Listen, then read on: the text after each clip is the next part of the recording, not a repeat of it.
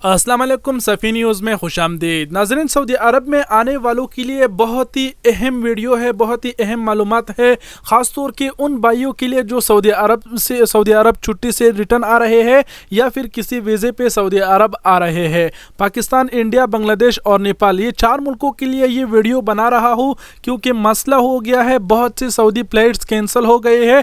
ये वीडियो एक बार लास्ट तक ज़रूर देख लीजिए और अगर हो सके तो अपने और गैर मुल्की भाइयों के साथ ज़रूर शेयर करें क्योंकि सऊदी अरबिया में इस वक्त हालात बहुत ख़राब है। सबसे पहले आप लोगों को बताते चले कि कल मैंने एक वीडियो बनाया था जिसमें मैंने आप लोगों को कहा था कि सऊदी हुकूमत ने 9 ममालिक पर पाबंदी लगा दिया है कि इन मुल्कों से सऊदी अरब कोई नहीं आ सकता। एक बार फिर उन मुल्कों का नाम आप लोगों के साथ शेयर करता चलूँ, जैसा कि स्क्रीनशॉट आप अपने स्क्रीन पर देख पा रहे हैं। इसमें इमारात, कुवैत, बहरीन, लुबनान, सूरिया, कोरिया, मिस्र, इटालिया और इराक, ये 9 ममालिक है कि कल सऊदी हुकूमत ने इस पर पाबंदी आयद की थी कि इन मुल्कों से कोई भी सऊदी अरब नहीं आ सकता।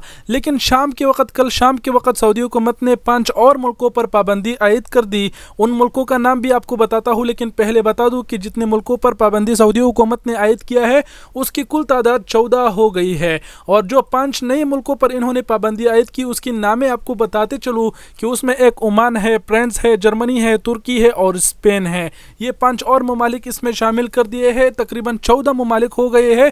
14 ममालिक से सऊदी अरब कोई नहीं आ सकता।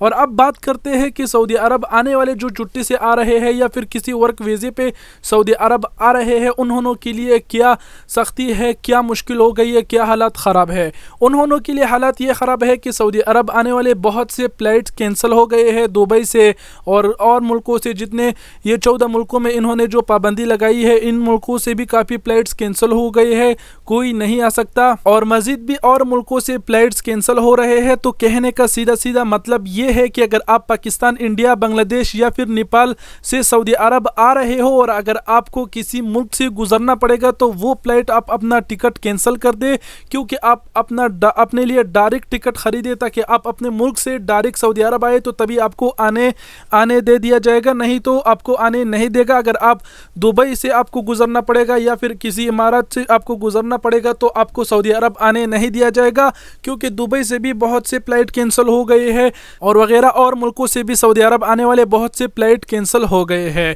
तो एक बार फिर बताता चलूँ कि सीधी सी बात ये है कि अगर आप पाकिस्तान से सऊदी अरब आ रहे हो और अगर आपका किसी मुल्क में स्टे है तो वो फ्लाइट का जो टिकट है आपका वो कैंसिल कर दो और डायरेक्ट स्ट्रेट एक टिकट खरीद लो दूसरा नया, ताकि आप सऊदी अरब आ सके और आप सऊदी अरब आपको आने दे। अगर आपको किसी भी मुल्क दूसरा गुजरना पड़ेगा तो आपको सऊदी अरब आने नहीं दे दिया जाएगा। और बहुत से फ्लाइट कैंसिल हो गई, वहाँ से लोगों को रिटर्न भेजे जा रहे हैं।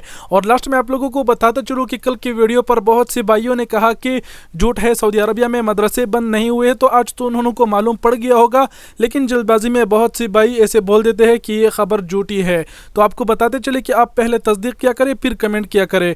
वीडियो को शेयर करना ना भूले अपने और गैर मुल्की भाइयों के साथ, क्योंकि वीडियो बहुत ही इंपॉर्टेंट है। और आप सबके कीमती वक्त का बहुत बहुत शुक्रिया। अपना बहुत सारा ख्याल रखिएगा। अल्लाह हाफिज़।